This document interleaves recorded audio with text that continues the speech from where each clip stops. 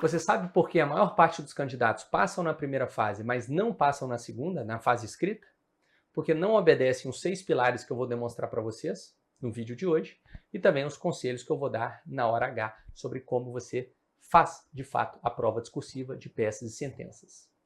Aproveite para clicar, se inscrever no YouTube e clique no primeiro link da descrição do vídeo para baixar o material escrito em vídeo sobre os fundamentos jurídicos de preparação para carreiras jurídicas. Imperdível. Bora lá? Meus caros, então, na preparação para a fase escrita, que envolve discursivas, peças e sentenças, eu entendo que há 6 pilares de preparação. O primeiro, você deve manter aquele seu estudo horizontal, com os mesmos materiais de estudo que você sempre utilizou, já estão grifados, já estão memorizados visualmente, você já está habituado a utilizá-los. Claro que eles têm que ser bons, e normalmente são porque você já passou na primeira fase. Não invente de pegar o material do zero na segunda fase de todas as matérias. Não faça isso, não vai dar tempo e você vai embaralhar os conceitos. Mantenha o seu material de estudo, estudo horizontal, porque você vai precisar dele, natureza jurídica, previsão legal, discussão doutrinária, previsões jurisprudenciais, posições jurisprudenciais para resolver as questões discursivas e de peças. 2. Estudo vertical agora. Vertical onde? Nos membros da banca examinadora. Não é segredo para ninguém que nessas fases, diferentemente da primeira, que muitas vezes é elaborada pela própria banca contratada, FGV, FCC, CESP e tudo mais, a segunda fase em diante é elaborada pelos membros da banca examinadora. E, obviamente, para se resguardarem, inclusive para não terem a prova anulada, eles vão elaborar questões cujos temas já estão ali no seu âmbito de estudo, já estão no seu âmbito, né, de magistério, às vezes eles dão aula sobre aqueles assuntos, né? Às vezes já escreveram teses de mestrado, doutorado sobre aqueles tópicos, já escreveram livros, ou aqueles assuntos que eles estão corriqueiramente julgando no dia a dia. Então, óbvio que eles vão pegar os temas ali que eles estão mais habituados. É muito claro. Eu já fui aprovado em 13 concursos públicos e vários de carreiras jurídicas, né? Promotor, defensor, procurador, juiz, e todos eles cobraram temas de predileção dos examinadores, isso é óbvio. Então, você deve verticalizar nos membros da banca examinadora, pesquisando artigos, livros, né, teses e tudo mais. Tá? Palestras, YouTube, se for o caso. Terceiro tópico. Com base nesse estudo vertical, você eventualmente pode até elaborar alguns parágrafos padrão para se antecipar, para na prova você ir mais rápido, inclusive. Então, se o examinador gosta muito da regra da proporcionalidade de Alex, cita isso em todo o trabalho, opa, você faz um parágrafo padrão sobre a proporcionalidade, concepções diferentes e traz a regra da proporcionalidade do Alex dividida em adequação, necessidade, proporcionalidade em sentido estrito.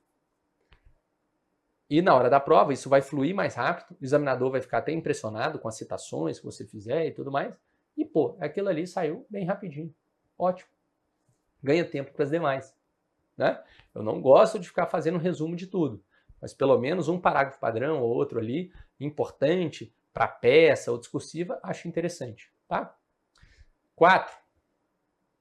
Eu não gosto de recomendar grupo de WhatsApp para a primeira fase. Horrível.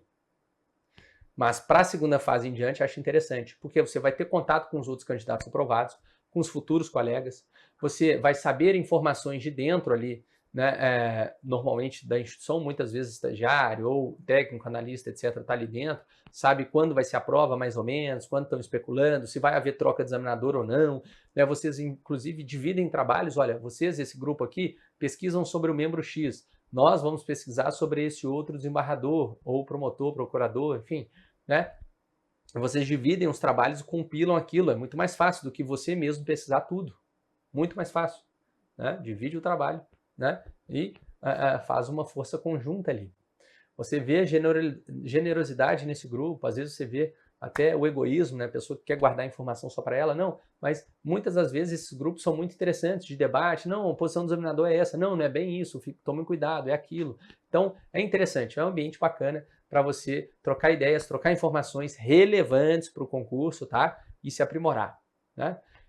Então, no desenrolar do concurso também, chegando a prova oral, inscrição definitiva e tudo mais, né, eles trocam informações, eu fiz exames médicos nessa clínica, nessa outra, eles estão aceitando tal e tal documento, na prova oral, como é que foi a sua, foi difícil, não foi? Esse examinador é mais rígido ou não? Então, da segunda fase, fase escrita em diante, é interessante permanecer em contato ali com aqueles outros aprovados. Beleza? Quarto tópico, certo? Quinto, treinar, treinar, treinar. Claro que você não vai treinar todos os dias, né, exaustivamente. Até porque você tem que preencher aqueles outros pilares que eu já falei, estudo horizontal dos membros da banca, fazer parágrafos padrão se for o caso, grupo e tudo mais. Mas você tem que treinar a escrita, escrita barra tempo. Você tem que adequar a sua escrita ao tempo de prova e você tem que também adequar a sua escrita às regras do português, coesão, coerência e tudo mais, e também que fique minimamente legível. Eu perdi muitos pontos já em concurso público por conta da legibilidade. Minha letra é horrível, sempre foi. Né? Tentei melhorar um pouco para concurso para que o examinador não ficasse tão irritado. Então imagine o examinador pegando 200, 300, 400 provas e tendo que ler a sua ali no final da noite, né, com aquele garrancho. É ruim, a gente não sabe como é que funciona o inconsciente dos examinadores na hora ali de atribuir a nota. Então esse é um ponto que pode pesar, né? Pode pesar, tá bom? Então tem que treinar sim. E o último tópico, seria o sexto, né? Faça um curso preparatório, sobretudo conosco.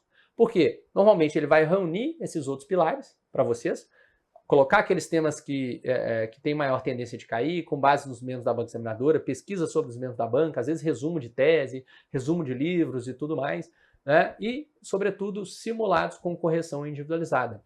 Nesses simulados, além de vídeo, né, vídeo aula sobre discursiva, como responder, vídeo aula sobre sentença, peças, como fazer, você vai ter o simulado, que é justamente para você testar.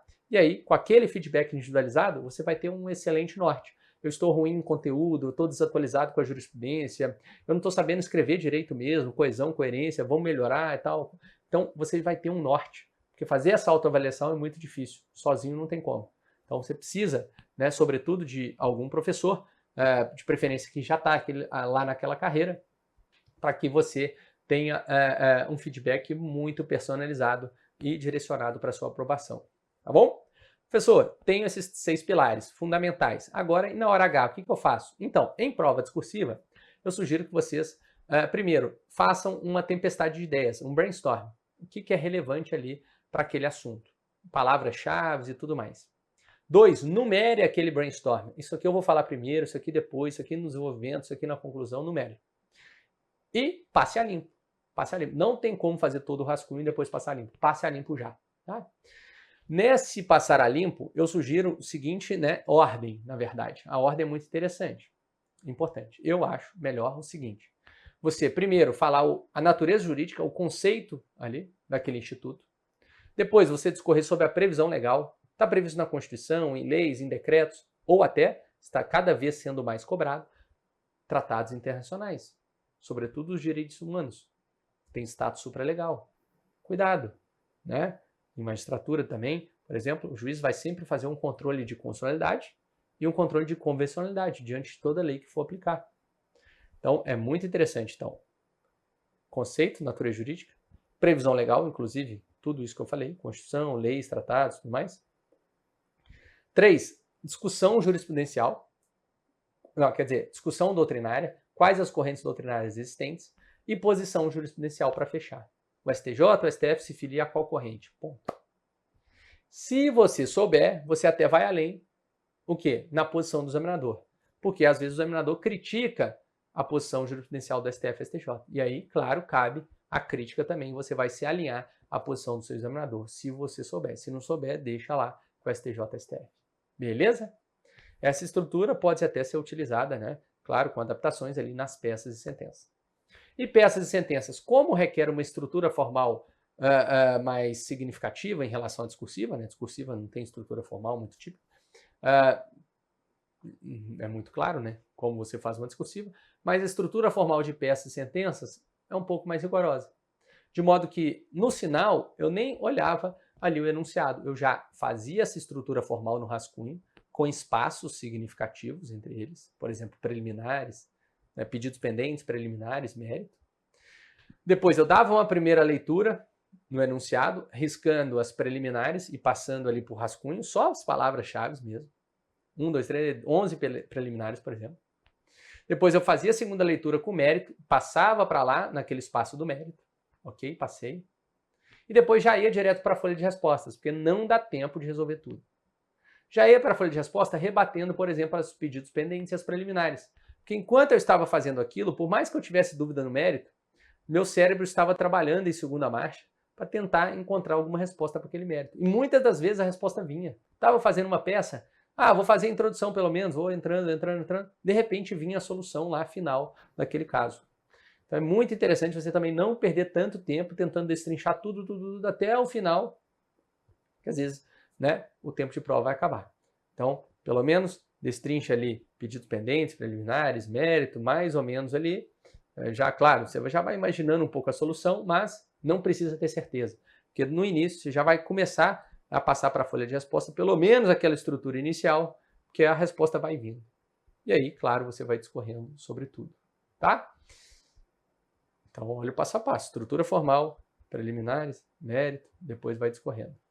Sentença criminal, por exemplo, exige muito mais além do dispositivo. Então, dosimetria da pena, destinação dos bens, regime da prisão, tudo mais, enfim, muita coisa, né? Disposições finais depois do trânsito em julgado. Então, você precisa passar essa estrutura formal. Também, outra dica interessante, você precisa levar todos os vademecums possíveis, não só o grandão, mas também os mini vademecums. Vai que cai um tratado que não tenha no grandão, só tenha no mini. Você vai perder o concurso por isso? Não é possível. Então, leve uma mala com vademecum, com os vademequinhos também, para não ter erro. Já caiu na DPU, por exemplo, sequestro internacional de crianças que não tinha no vademecum, tá bom? E eu tive que fazer de cabeça. Mas não tinha no vademecum e nem no vademequim. Isso foi até uma situação extraordinária. Mas normalmente tem, em algum vademecum tem. Então leve tudo possível. E também leve organizado, porque facilita bastante o manuseio, já separado ali por código, já separado até pelos artigos, né, principais em peças e sentenças, já separava ali e já ficava muito mais fácil de manusear. Beleza, meus caros? Tudo bem? Então olha só, 6 dicas iniciais de preparação e dicas muito concretas de como resolver discursivas, peças e sentenças.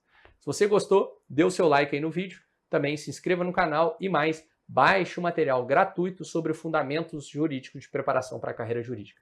Grande abraço, fiquem com Deus, até mais, tchau!